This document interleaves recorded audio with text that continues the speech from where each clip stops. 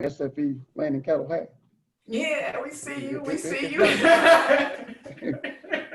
It's not Dodge. What you say? It's not Dodge. Oh, good afternoon. Good afternoon, everybody. I am now recording. This is Tamika Peoples and the Legacy Innovation Farming and Economics Group, Legacy Farming and Health Group presentation that we do every third Thursday of the month, where we bring in speakers to really open up our aperture on what we can do in farming, group collective economics, and just tips and things that we can use to be more successful as farmers and consumers in the Black farming game. So I'm here with a lot of other people. I will go around and let those introduce, but we do have a guest speaker today, Mr. Corey Lee of SF Land and Cattle Company, and he is going to be talking about his company and the membership-based organization he's set up in order to buy direct meat from Black farmers. And then he's going to go into some tips and resources, and then take the discussion a little bit deeper as well into other areas. So Mr. Lee, please, small introduction. Well, my name is Corey Lee, and I founded SFE Land and Cattle Company. And basically, we're an organization that we process beef and now pork, and we're working on a deal with chicken. But also, I founded an organization and another platform called the Soul Food Exchange, and that basically is to help row crop farmers sell directly to the consumers. And so, we try to be well-rounded and to, so our whole goal is to increase the profit for farmers and show you how to get out of the traditional way of farming and to farm for profit, to maximize your profits. And also, I'm the founding member of the Cowtown Foundation, and I represent farmers on claims against the USDA at the administrative level. And so when I had this invitation, first and foremost, I'd like to thank y'all for inviting me to talk on this. So there's a couple of things, if y'all have a little time, that I'd like to get into, and we can start at the here and now. So, with this COVID-19 going on, it's a perfect time to reset. There's opportunities out there, because at the end of the day, people have changed their buying habits. And so now what we have found is, generally people have gotten lazy, or they don't want to go to the supermarket. And here's an opportunity to present yourself in a very professional manner and to capitalize and cut out all the middlemen. I don't know if this is well known, but there are about 7 companies that control 90% of the commodities. So basically, they're playing games with everybody. Beef is in the stores at an all-time high, and cattle at the market is almost at an all-time low. There's a problem somewhere. And so, in what they do is, like, they'll create a shortage in corn. Well, we don't have any corn to feed them, so we can't give you, maximum amount of money for livestock, or the soybeans. All kinds of games that get played every 3 years. And if you pay attention to what's going on, hopefully that our platform will work. And like I spoke a little earlier before we went live in recording, is that we as Black farmers, we have got to learn to stick together. And let me give you a disclaimer first. This conversation is not going to be for the thin skin, because this is a conversation that must be had. I've been in this game for a while, from the representing the Black farmers to producing, and now, I guess a little bit of it all. And if I had to take a focal point and say, hey, we've got a universal problem, where do we need to start to fix that problem? And where I found is the first thing we must do is first look in the mirror.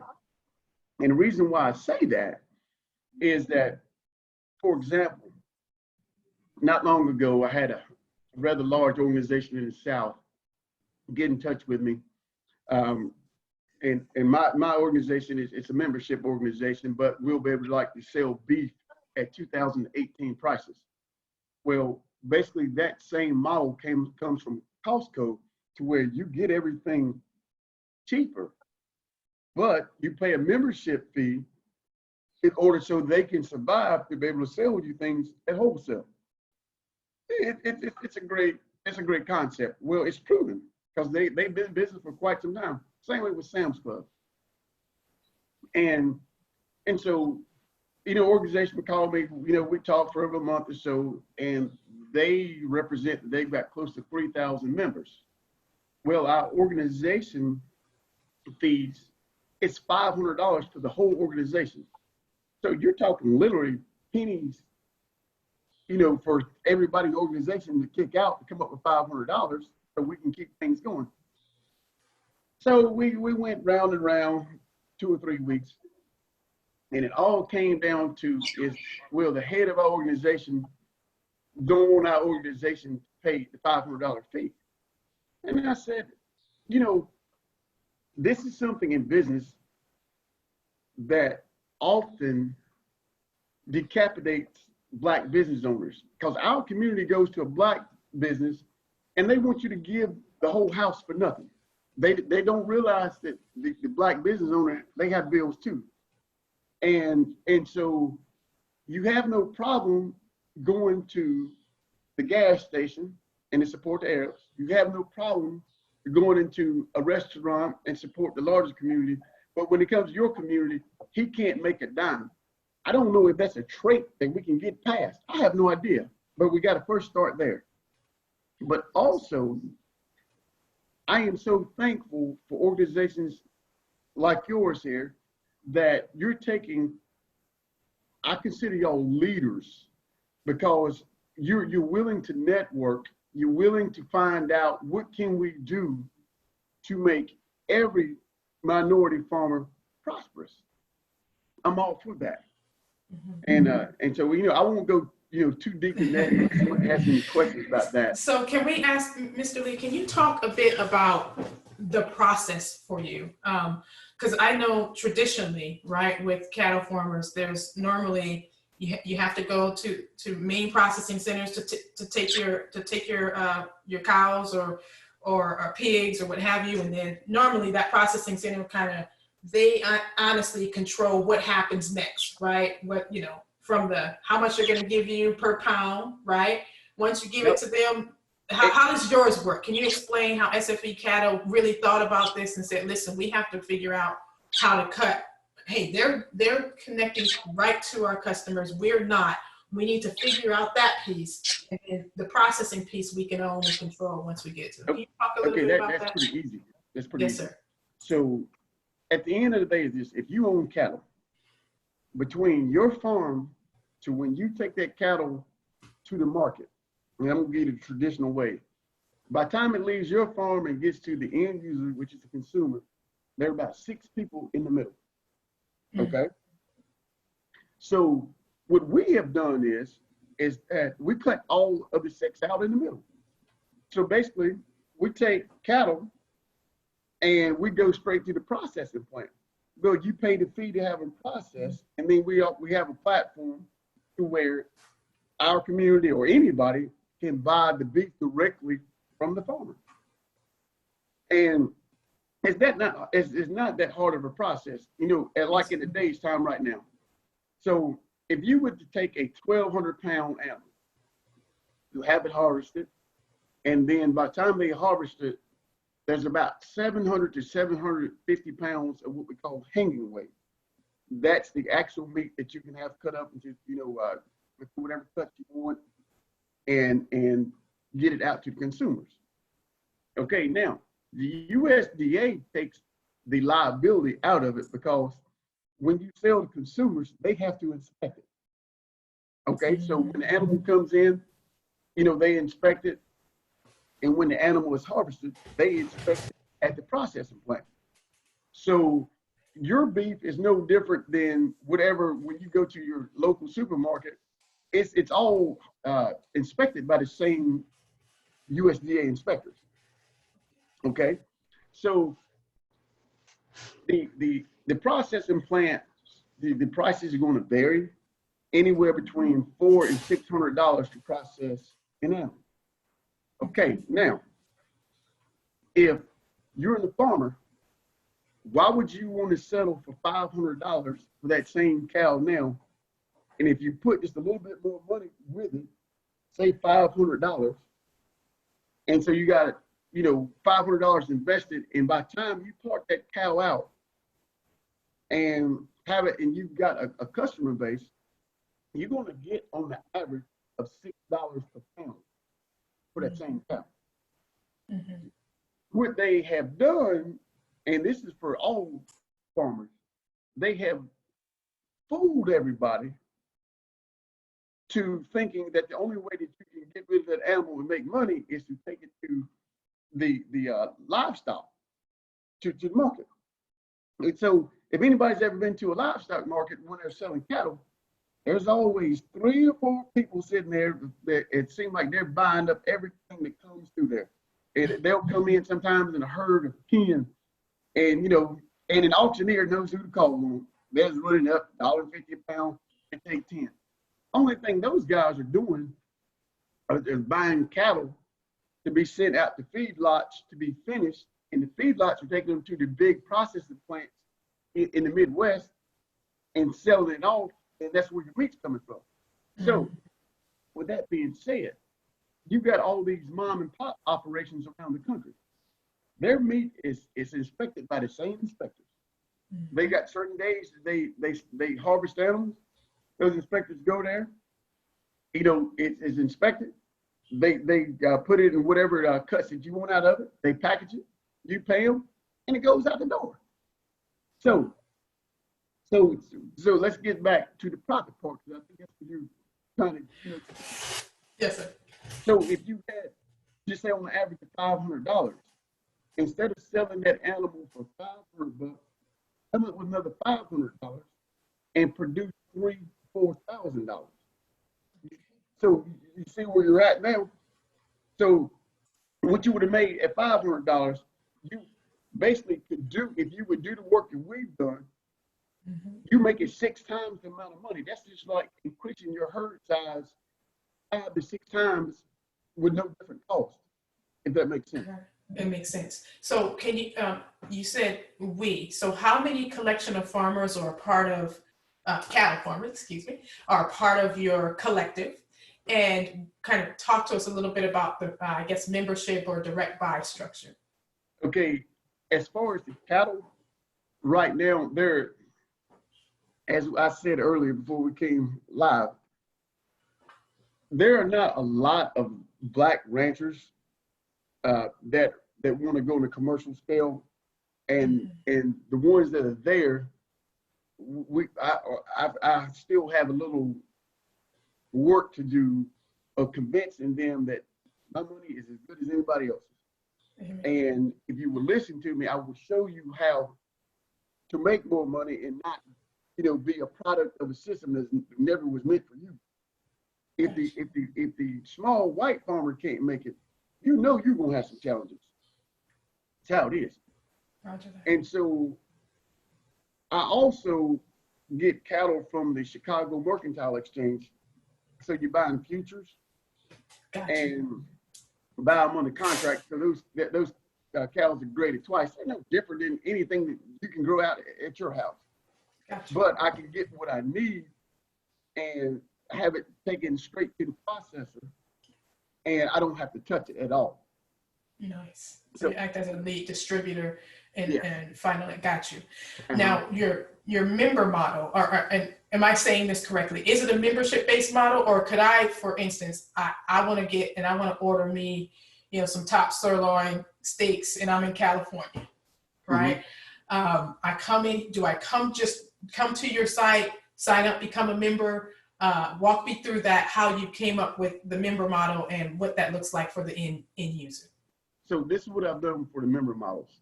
Yes. Okay, just say that you have a family. So just say a single family, you know, 5, 6, 7, how many people you have in your family. So we charge $49 for a year. Okay. And why I did that was, if you go to the supermarket now, you can pay up $15 for a T-bone. Well, if I can save you that same T-bone for, $6, then, basically if you ordered for, 8 steaks, you've recouped that, that the $49 for a year. Well, what that allows is for me to pay bills, make a small profit, and allows you to not have to, like, man, things are tough. I don't want to pay $15 for steaks. Mm-hmm. I still want to kind of live the way I was living, but I can get food for a whole year, and you don't have to get it at one time, but I can get food, through this company, cheaper at more than half price off. Mm-hmm. And, we're building a network. So this is like the Omaha steak model, right? If any of you all are familiar, Omaha, Nebraska is very well known for their steaks. And Omaha Steak, you could go in and you create a membership account. I know I'm an ex-military, so I have a lot of people who, it don't matter where they're at in the nation. They have Omaha Steak accounts and memberships, and they just get their meat delivered to them, right? It shows up once a month. They know what they want. They know what they eat. So, Mr. Lee, what it sounds like to me is what you did is you looked at these models, right, and said, well, I'm a Black cattle farmer, right? Well, we can create this same model, and in places like Illinois and Chicago and Detroit, and we talked about this, right, Quinn, where we're seeing all of these issues where people are wrapped around the line. You're going in, meat's now like $60 a pound. You can't even get hamburger meat, no beef, no. But our ranchers are saying, listen, we got food, right?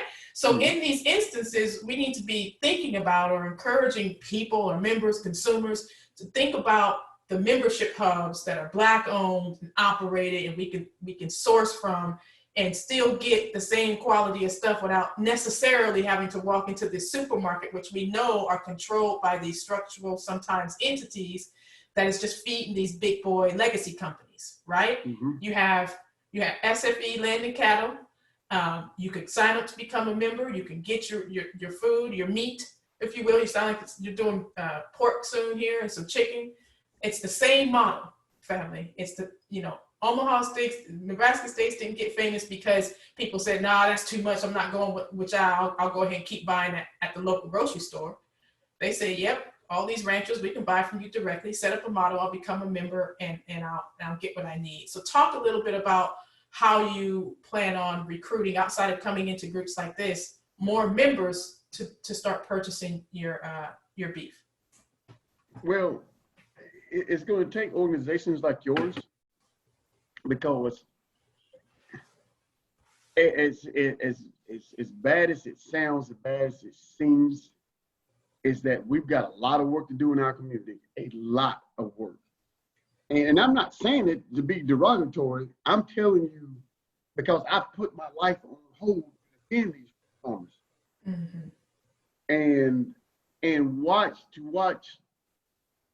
Black farmers in particular, the things that they have endured through the years for no fault of their own, other than you're Black and we're going to do whatever we're going to take, because it's all about the land. Mm-hmm. Land, that's a symbol of wealth. Yes. And it's a symbol of power. And so my stake in the game is a little deeper than the surface. And so my thing is that I don't know if you've ever had to watch a 70 or 80-year-old farmer break down and cry because he doesn't know what's happening to him. He doesn't know why they're trying to take everything he's worked all his life for. He doesn't understand why this land's been in their family for generations, mid 1800s in some cases. And all of a sudden, they want to take it because he doesn't have a deed for it or don't know what a deed is. Look at things happen at courthouses. I could tell you horror story after horror story. Yes, and that man or that woman cry because he feels like he's a failure, it just does something in my heart. Mm. And God has placed something on me, man. You just don't know. I feel like, I feel like Jeremiah 5 shot up in my bones.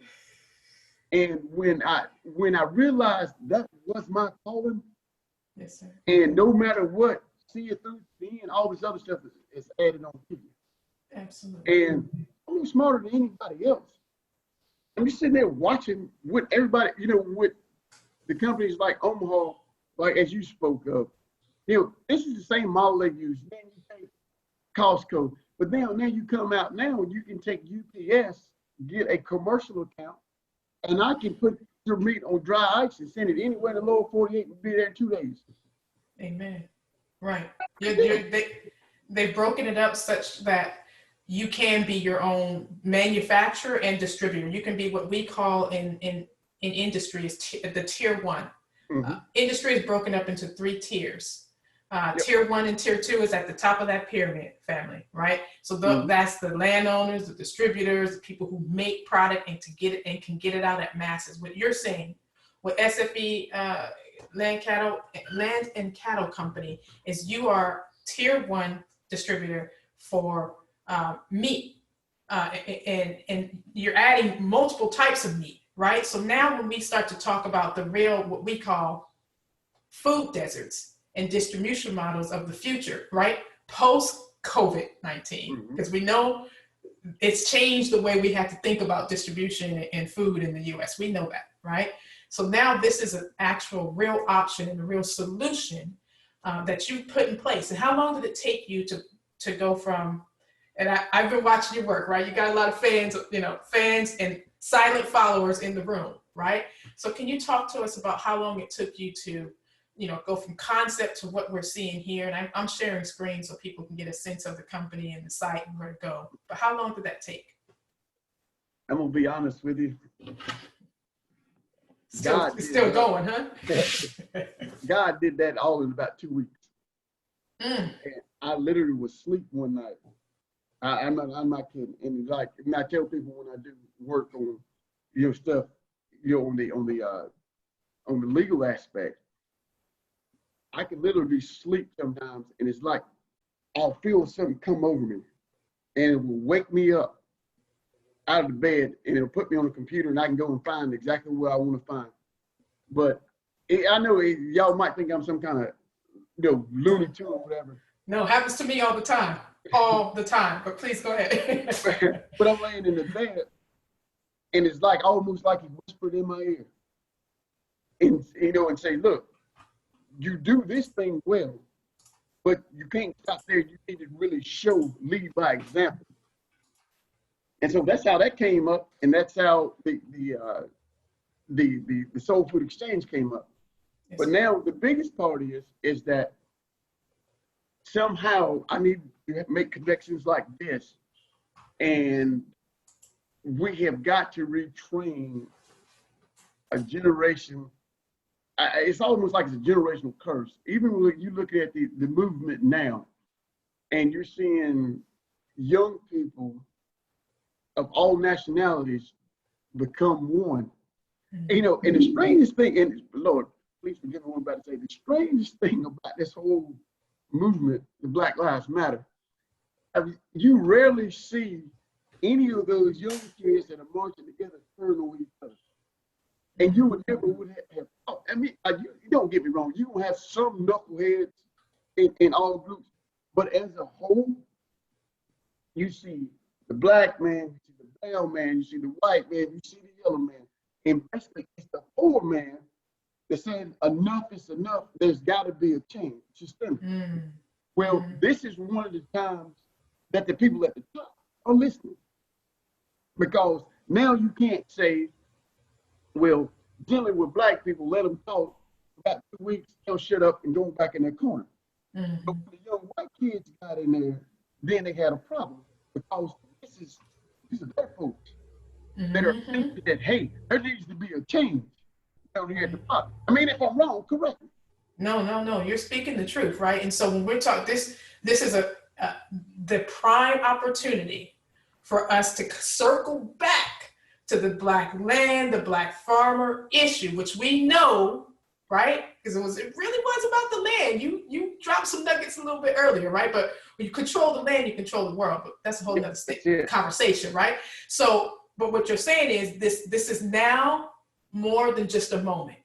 It's a movement, and it's an opportunity for us to reconfigure this Black land, Black farm, Black distribution model and concept right now in this moment, because we're at that opportune time where the shift is here. What kind of moment and what kind of movement are we going to create out of this shift? You model Omaha Steaks, right? There's a lot of other enterprise models we can be thinking about for our Black farmers, but this is one example, if you ask me, of how you do that, right? And there's a lot of other collectives we can talk about, but for this instance of, cattle, direct to customer, membership model, this is that instance. So it took you 2 weeks. You have some farmers who are part of the collective, but say there is a farmer who hears this and sees this and says, how do I get my cattle as a part of your collective or your membership company? How does that happen? Well, my numbers, it should be on the website somewhere, at least the email. And as even, I guess, communicating with you over the last couple of weeks, I will always do what I say I'm going to do. Yes. And I don't never say, you know what, I don't have time to deal with you. I will tell you that you need to remind me because I got so much stuff going on, but I will make time to talk to anybody. Even on Facebook, that group of Black farmers nationwide, I think it's Black Farmers Nationwide. I've watched that membership grow from 4,000 to a little over 12,000 Black farmers now. That is a great place to start, but even in that group, you've got some people that are serious about farming and that want to farm for profit. Then you've got a lot of people that are just gardeners. Sure, they're not. Sure. They're having a great time posting pictures of 2 or 3 tomatoes. That's all well and good, but you got to first remove thyself and not think about, hey, I grew a tomato. Now you got to say, I grow a tomato. Now, how can I feed my neighbor's kid? Not my kid. How can I feed my neighbor's kid? Mm-hmm. And when we can all take on that mentality, that's when I think we all can become one. But we've got way too many chiefs and not enough Indians. And everybody is so into themselves. And it's like, hey, y'all, we got a common goal. And until we can get our stuff together, they're going to keep dividing and conquering us. What are you going to do? Yeah. I'm all for every person to make it the right way. I'll listen to anybody. If they have something useful, I'll listen. But I'm only going to talk about our people right now. We've got so much silliness and so many people that, like, for example, I can share that website in that same group, and there will be 20 people that like it. And then you're going to have 5 people, like clockwork, will come in there, they're going to question how things are done. They're going to question, well, how much money do you make? Yeah, it's like, okay, did you call up Jeff Bezos on Amazon and ask him, did he make one single? I know. That kind of silliness right there has to stop. It has to stop. And I hate to get bogged down, but man, it hurts my soul when our folks question everything about our own folks. And for no reason, instead of saying, you know what, this is something that might be worthwhile. Might not be for me, but might be worthwhile.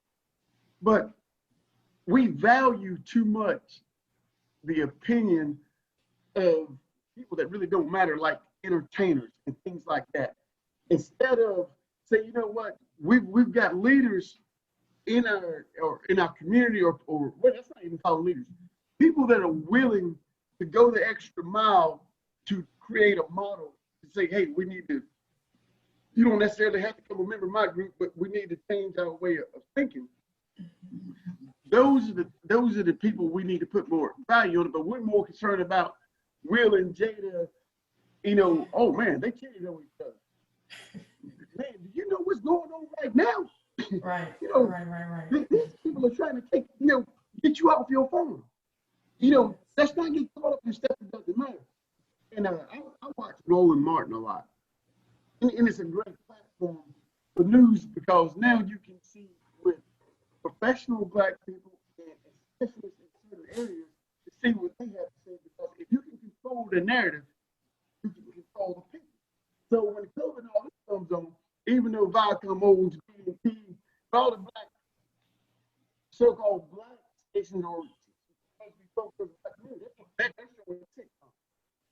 It's like, man, this thing is real. We need to find out. We don't have any Black doctors that can talk about this. You know, our problem is we're so easily led. I can take a bucket of feed and walk 1,000 head of cattle from Tennessee to Kansas with a bucket of feed. Same thing that's happening. You know, I watch, you know, some people talking about, man, my mom, granddaddy's got some wild cows and yada, yada, yada, and they run all over the place. But all you gotta do is walk slow and put a bucket of feed out there. Follow you anywhere you want to go. I do it every day. So it sounds like, so your answer is to change the mentality and start with groups like this, like-minded people. And you're in a circle of like-minded people with visions and organizations and their goals, whether it be you know, because you have some end product people in the room, right? Which, you know, that might be me, right? And Chef Joseph and a few others, right? But then you have some serious, no kidding, ranchers in this room looking at this model and says, listen, you know, this is something we got to try to figure out how to make work, think about what the collective can mean to the Black farming community, and then how do we get others a part of, right? Because at the end of the day, yes, you want to source from Black cattle farmers, but really you want to feed your people, right? And you want to cut out all these steps and so they can get fed.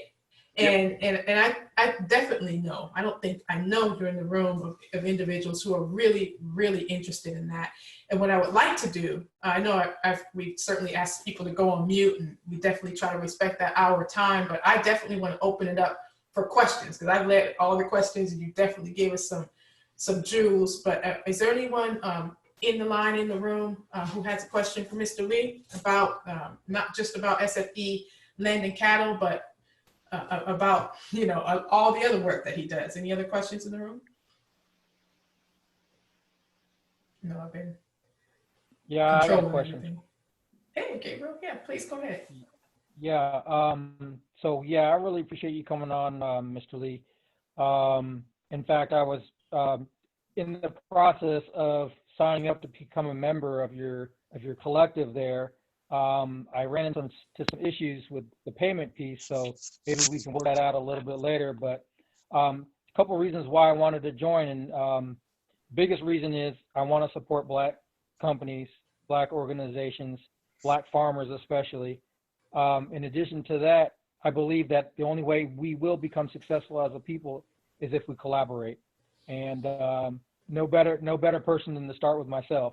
So I'm looking forward to being a member of your group. But not only that, I really think that the infrastructure of this country, and I think COVID-19 exposed us quite a bit as far as the infrastructure is not as solid as we all seem to think it is in terms of shipping or production.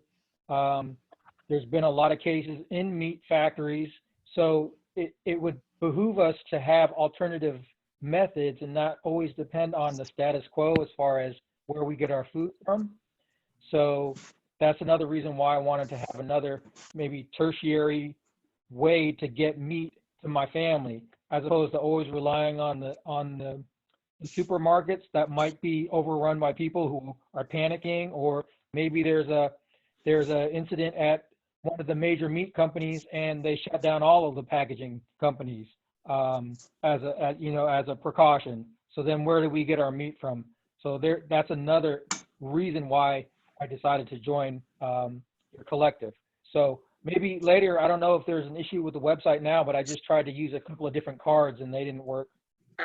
I think what has happened is that the guy just put the holes on there and he forgot to take it out of test mode and flip it over. I'm gonna send him a text. As soon as we get off this, hey, flip this thing back off test mode.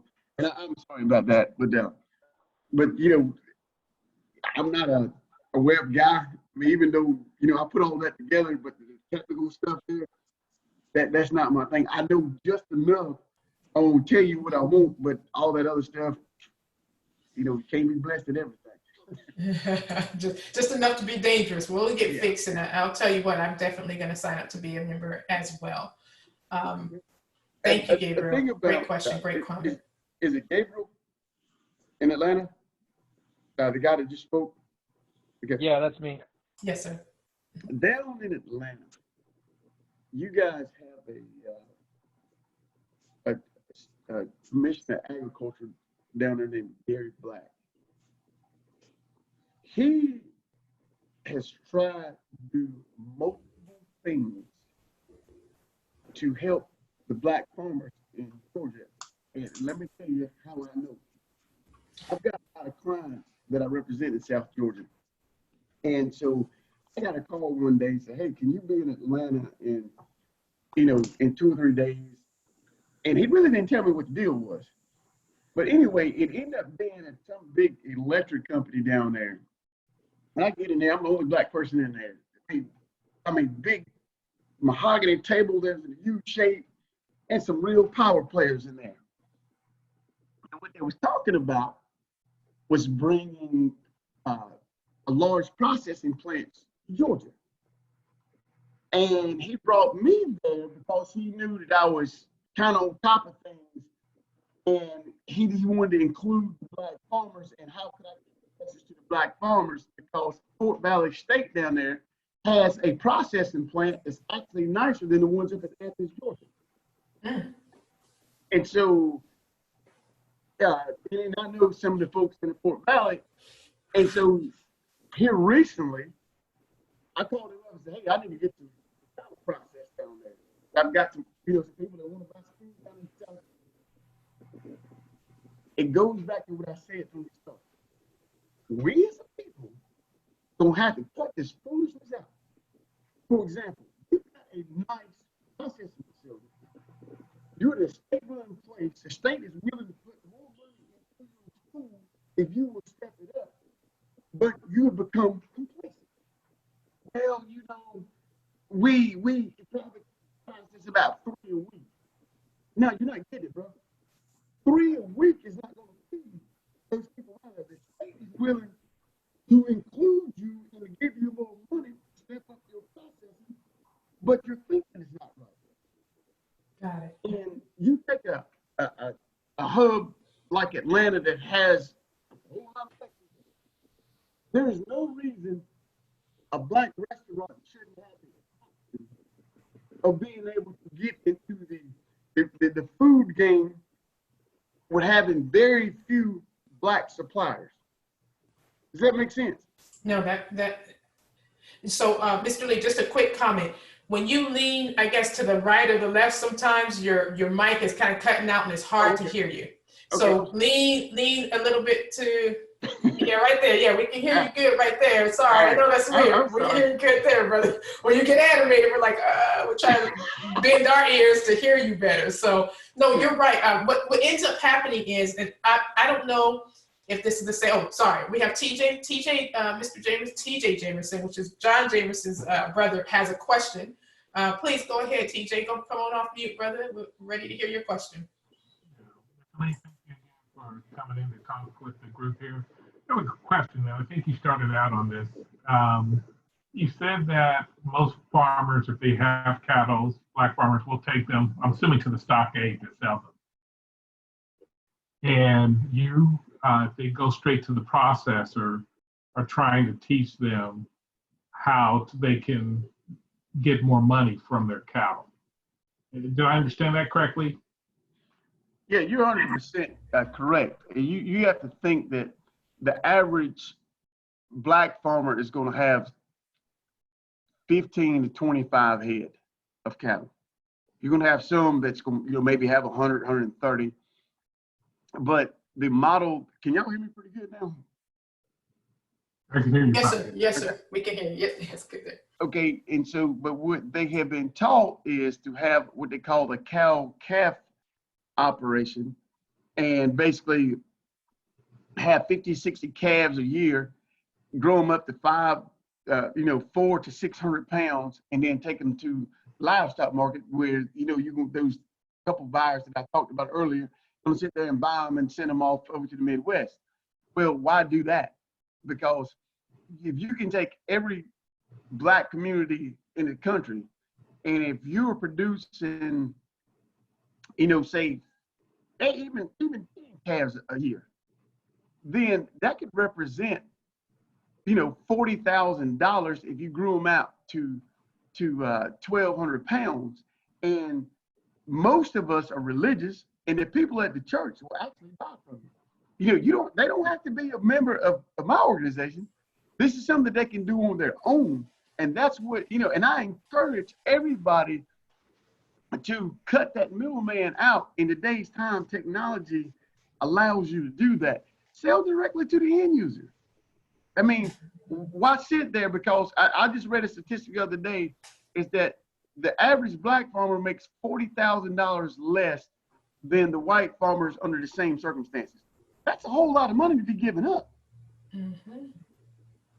So, and I will talk to anybody and show them how to do it. I mean, it's not rocket science. It's not the hardest thing in the world to how to make that happen. All you have to do is find a local processor. Take your orders in advance.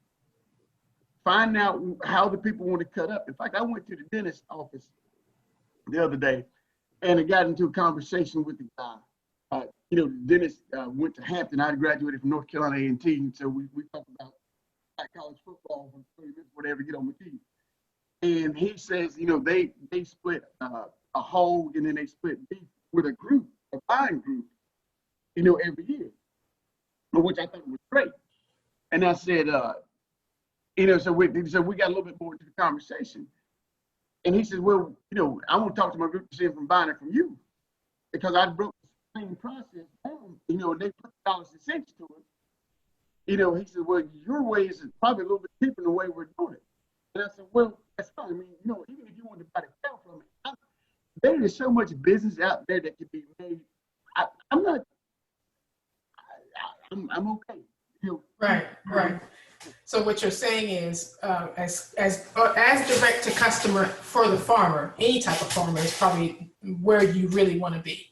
And in the cattle game, you figured out this expedient methodology to direct to customer, and it's really member based. Understand how much people are going to order, what they're going to order, and then from there you can backwards calculate how much beef you're going to need, and then from there it's going to be about bringing on the right amount of beef into your membership model, right? Is that what we believe we hear? Okay, TJ, did that answer your question? It did. I've got others, but I'll probably try to get offline. Okay, no, we can. Yeah. Here, we have some more time. I'm asking for a particular reason out of curiosity. Can I ask one more question, please? And I'm not trying to count your money. I'm just, from a membership model perspective, where's your goal to grow to? Well, I will tell you like this, from the membership model perspective, like I was telling Tamika earlier. So if for a family, if the family paid $49, okay, and just say if you had 1,000 families across the country, well, that's $50,000 before you ever sold the first steak. In Black business, most of the time we are underfunded or undercapitalized, and so the little things causes hiccups. Well, the membership model really helps because you can advertise with that money. You can, just say if you bought a load of cattle on the Chicago exchange, well, that would pay for a load of cattle, and before, and then so you could cut the prices because you got somebody to send it to. Does that make sense? Oh, yeah, it makes plenty sense. Yeah. And so it's not really, from the standpoint of that's how you're making all your money, but you know, it's a little tougher for black farmers or this black business in general to be able, if things got into a log jam, to go to a bank and say, hey, I need a credit line for $250,000. And so that's what that helps out. I see Joe Tutt from Fort Worth down in Texas. Yeah, I'm here, man. I'm a little late. Sorry about that. No problem. That man right there, Tamika. No, sir. Can't escape him.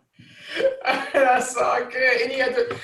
I thought I saw a hand up by Gabe, but Mr. Tutt, do you have a question? I'm happy to take your question. We're here getting down towards the end. I want to definitely kind of wrap it up and give out some context. You okay? I'm good. I've been chopping up with my man for a minute, so I was already trying to hustle up some wholesalers. And so I would say this right here. The only reason why I called him out, I saw it pop up. I enjoy having conversations with Joe because Joe's a numbers guy. And you need those kind of people who will sit there, you know, and you know, when you have a conversation with him, he'll always refer to himself, I said, Joe. And I always laugh every time he says that. But a guy that's a numbers guy serves as a checks and balance to every conversation. And that makes it, you know, it makes it more viable because I mean, Joe gets talking with, you know, he got the biggest college, you know, Western Midland, and like I would say in the country. He was like, man, I ain't even got a pocket to put them things in. And, but he sits there and does the numbers. But then when you watch him do his, I saw him do a couple videos on Facebook. I said, you missed your collars. You almost had me buying collars, but before you even put them in the ground, because he's got that thing you can't buy in stores. You're naturally attracted to what he's saying. Absolutely. That's a black farmer that's going to go for it. You see what I'm saying? He doesn't ask questions like, well, why should I buy beef from you? I don't ask questions like, why should I buy collars from you? Our conversation is how can we train the rest of the people to think like we do? Gotcha. Does that make sense? That makes complete sense. Complete sense. Gabe, did you have another question? I saw that your hand was raised. It might be down now. Did we answer your question, Gabe? Yeah, that was before. Oh, okay, great. Maybe I just missed the hand. Okay, so I know, Mr. Lee, you said you do a lot of other things, but definitely I've been keeping the website up here. I even dropped it in the chat for our members, for our team, really. Do you have any other kind of questions of us or any collaborative last minute thoughts? And we definitely try to keep these within an hour to respect folks' time and yours. I know you've been going. Any other last minute thoughts or? Yeah, I would like for you, when you have these, I think you said it was like every third Saturday, like every third Thursday of the month. Send me a reminder because, you know, I want to sit there and listen because at the end of the day, it's up to all of us to work together. Absolutely. And when people are forward thinking, those are the kind of people I want to be around. I like those people that say, you know, I'm not going to ask why it won't work. We need to figure out why it will work. And so I want to stay engaged and in tune with groups like this. And so, you know, I need to learn things myself.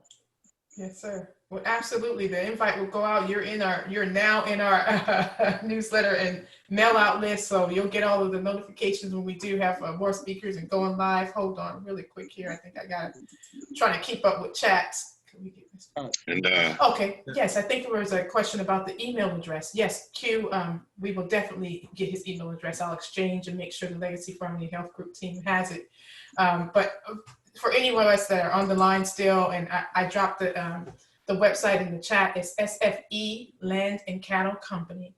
Mr. Corey Lee, and of course, you can come on here. You can become a member. I know he said he's going to work out some things with the payment piece of that. And then if you do want to reach out to him, his contact information is in the contact section here. And Mr. Lee, you will definitely be on our list to have you a part of our Thursdays. Or hit me, and I'll make sure I get it. I get it because we do crazy 5 a.m. phone calls before work, or I get mad because you messed my sleep up and I got 45 minutes for the alarm go off. But I wanted to stress, as someone coming into the business and having to learn the business on my own with no one to talk to me about it, and gambling and buying my equipment and being late on my payments, and having somebody sit there and tell me, you don't have to worry about your credit because you got your company set up. You're a numbers man. So it took him, my ranch manager, and everybody to tell me, don't sweat this, Joe. They're playing checkers, and you're playing chess and don't even know it. And to sit there and I was going to jump in the beef game and talk to him and have somebody school me on what it costs. And I'm looking like, man, I got to spend all this money. And so, when he offered me the opportunity to buy some land, feed the cattle out so they can sell cattle at a profit for black farmers and ranchers who can't afford, because what I didn't know until a young hog farmer tipped me, these feedlots they're getting free grain from all the distilleries. Corey sent me a price sheet. He said, look, man, this is what they paying. He said, we just cut them out and help our black farmers and ranchers, because when a man gets on their list, as I spoke to my mentor, you mean tell me they get a settlement from USDA for $50,000? They can no longer participate in any of the programs? He said, well, that's the price they pay. And so I'm like, dog, so $50,000, and you hear the farmers who are real farmers, not like me getting started, who got blessed with some big cows and I get on there and pray and give you an infomercial. But he really taught me of what they're telling you it costs and what it's really costing them. You're paying $6,000 to $7,000 a head for beef. If you look at all the beef you buy, you're paying $6,000 to $7,000. It costs them less than $1,500 because they got it down to the science with the feed. That's why it's all about feed. Every breed got a bucket. That bull steer stick their head in there. They know how many pounds they put in there. They're measuring that joker. They want 3 to 4 pounds a day. So when you hit 1,200, 1,300 pounds, they ship them off. You buy roast, steaks, hamburger meat. You look at all the beef you buy, you're paying $6,000, $7,000 a head. He's gonna show you and other black farmers how to cut the middleman out, get together by region, and sell beef in your region. This virus deal, I thought it hurt me. In my college, I got young farmers that I said, man, look, I ain't giving you 100 grand. I give you 75. We finna pay this place off in 2 years. Now, we're looking for more land. So now, I'm trying to line cattle up so I can call my man and say, look, I got a truckload now. Show me how to do it. That's the key. Yeah, everything that I've heard sounds awesome. I had to disappear for a minute because I got my little market stand out front and had about 10 people come up there and wipe me out, so I had to go out there and fill it back up right quick. But I definitely want to talk to you, Corey, on some ideas that we had. I had a conversation with some guys who are wanting to, who are looking at something similar to that. They're looking at that with grain and stuff like that. And so, would love to see what your ideals are with that and see how, perhaps what you're doing might be able to fit into that opportunity also. Listening to what you were saying from the very beginning about the position of our people, the mindset of our people and everything, you're 100% on. That's what we've been talking about here through our group since we started. One of the first things we sat down to do 4 years ago, basically, we asked, what is the one thing that keeps us from working together? And, everybody put down their list and everybody had on there at some point in time, money. And so our thing was, let's remove money off the table and we're not even going to make that an option. Let's see how we can work together without the money. And so that's how we began to work together, seeing what we could do for someone else and what they can do for us and so on and so forth. And that's basically how we got to where we are today. All these guys on here, you know, they all contribute. Joe, I understand. I know what you mean when you talk about Joe and the numbers.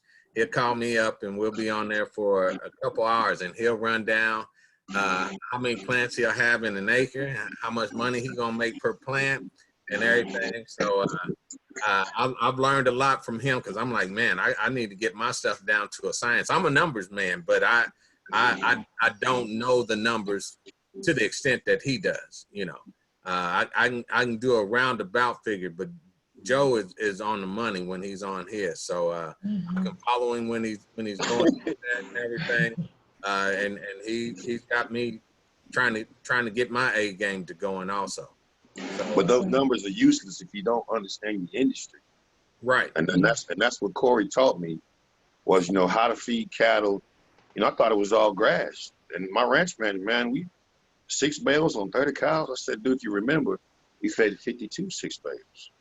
And so once he taught me that, and then, you know, land is hard to get, and then he understands the industry, because like you said, unless you're an insider, they're not going to tell you. Yeah. People trying to sell bulls, they're not going to show you where all it is. Get you a few good sires, you keep track of the DNA. They sit there and watch jokers bid them suckers up for $6,000, $7,000, $8,000 when all they really worth is $1,500, $2,000. Yep. That's it. They trying to get the most meat on a carcass. And the guy freaked out. He said, what you want? I said, man, look at that top line, that barrel. He said, where'd you get that from? I said, I got a friend. Because I heard Corey talk about top line and barrel from show cattle, and then when they hang them on the rail. And I was like, huh? Then they had to ask me, explain it to me, then I went and looked at what he was talking about. The longer the body, the longer the rib cage, the more beef. The barrel, the deeper your sirloin, your lower cuts. Most people just want a cow, some calves. My total check was $16,000, $17,000. When I went home, it was $14,000. So now we go to a guy. If I take cattle, it's $25,000. He take out $2 a head for a check off. That's it. But that's because somebody taught me. That man right there taught me the business game on cattle. So now I'm at the point now where I can be what I am, a businessman that loves cattle, and I'm bringing the ranch manager handling the hay and cattle. Now I'm going to bring another guy in. He's going to manage my beef, because he's a restaurant guy. He's a cook, so he knows what they want. I got a guy in Newport that wants 300 pounds a month of beef, and I'm like, man, can we keep up? Now that I got somebody like Corey that taught me the business, now I got a restaurant guy. Okay, the restaurant guy is going to be my systems analyst, so I can tell my ranch guy, got to get in line for the processing, so we can show this guy the roast and the hindquarters for his sausage. And the guy up there's going to show me his Cisco invoices where they robbing him. Shit, man, I'll give you rib tips, beef ribs, sirloin, ribeye, a whole lot cheaper than Cisco. And this is the perfect, and that's where it's even nurture more cattle ranchers. This is the type of stuff and the type of forums we need to be having with those ranchers, because at the end of the day, when we talk about building this enterprise, right, the stuff that they strip from us, we know they teach us this game. Now we're teaching each other the game, right? And when we start to really get into industry, the collective needs to surround each other, because that mentality shift was already hard enough to create, right? But once we do it and we start getting people who are into it, now we all act as one collective. Of course, we know a lot of people in the restaurant game who want to source from Black farmers, but there's no central point to go to. Right now, there's no central point to go to. As if you're talking to the rancher, you have that good relationship, then maybe I'll source my beef from them. You know, so I think this is an opportunity. This is a prime example and an opportunity to change that methodology and change the game for the next years to come. Sorry, I know you got a statement and a question. Sorry, you know I can get going. No, it's fine. Hey, Corey, I got a quick question, and you may or may not have the answer for it, but do you know anybody in the fish processing arena? So the aquaculture fish processing arena? Great question. Yeah, let me give you a telephone number right now. So we can do it. We can barely hear you there, Corey, but I'm gonna give you a number to a guy in South Georgia that probably can help you do that. All right. Let's see. His name is Willie Cooper. Is it Cooper or Hooper? Cooper, Cooper. Yeah. And his number is 229-591-7579. Okay. And are you familiar with him in terms of like a personal relationship or just association? Well, I used to represent him, and Okay. here's a brother that's he can ship overseas and everything else, but the same thing I talked about earlier. He's in a system. He was too smart for his time, and by him being black, they didn't like it. I mean, when you talk to him, he's very knowledgeable about what he's doing. But I did have a conversation with him because we was talking about some chicken. But I remember him saying something about processing fish. I think he just got a warehouse down in Georgia or around Columbus that was 60,000 square feet, maybe, for processing and some other stuff. So, but he did say something about fish and processing fish. So that's all I got for you on that. Yes, All sir. right. Well, I might have to bring him on as a special speaker then. I got a quick question. I got a quick tidbit I want to throw with his fish idea. When everybody finishes up, I'm gonna send it to John. There's a greenhouse crew down here in Houston, 12,000 square feet. They sell lettuce all over the Southeast. My frat brother in Arizona couldn't figure out why his college was getting eaten up. He was doing aquaponics. That guy in Houston is using tilapia in a separate setup. So if you're interested in that fish, you can team up with your aquaponics because those folks ship lettuce to like every state in the South. Mm. And you could get with somebody that wants to do aquaponics. You could sell your fish and then rent your space out because all they're doing is using the fish waste as cheap fertilizer. Right. Yeah, Joe, that's actually my specialty, the aquaponics side. So that, Oh, okay. that was sort of a segue from my question in terms of where can we get black folk to process the fish that I grow aquaponically, right? Processing is a really important issue for us to try to tackle. I don't know if we tackle it on this call or, I mean, I'm on the cotton commodity side, so processing is the ginning and the spinning of that is really, it's an issue. We need to have more black processors. Sorry, Bridget, I didn't mean to cut you off. Call that Scott family in Mississippi and follow their father's model. Okay. There you go, Gary. Scott? Can you put that in the chat for me? I'm on the cell phone. I ain't that savvy, man. I got butterfingers. Come on. I tell you what. Quinn's got your information because I talked to you with Gabriel and Brian. What I will do is I will get their information because the family runs the farm now. Their father went to the co-op. They wouldn't give him stock, so he created his own processing. So Nice. we'll go from there. He gave black folks a job that needed a job in Mississippi. So I'll get with you, work something out. Again, that's when the numbers come into play. I got a guy trying to get back to A&M, Prairie View. He's a meat science professor. So I'm sending my guys to him for butchering, but I'll find somebody that knows about it here because I call that brother in North Carolina does the fish, them tanks. He told me the guy was right here next door to me in Weatherford. So I'll start looking around, see what I find about processing and shoot it your way. And then that way you can start it. Hey, if people need a job, it's a job. I'm telling you. And a lot of that value added stuff.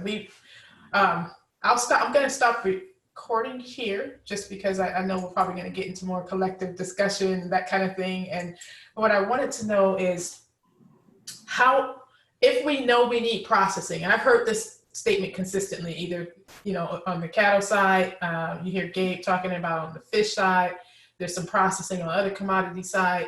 Is there something we can think about with respect to a co-op that just focuses on processing of these different things for Black farmers? And then you think that could be something we can have as a value-added thing, John? I mean, I just hear it consistently as an issue. And one thing that will keep us out the game is that processing piece sometimes. So how could we think about that as a collective? And we don't have to solve it here tonight. It just seems to be an issue. Yeah, some of the opportunities that exist, especially with the with the value-added piece, that, you know, once you know what it is that you're trying to do, that's the main thing. As my big brother always taught me, knowing is half the battle. So once you know what it is that you're trying to do, then it's easy to go out there and get the funds and stuff that you need to do that, because you know what you're trying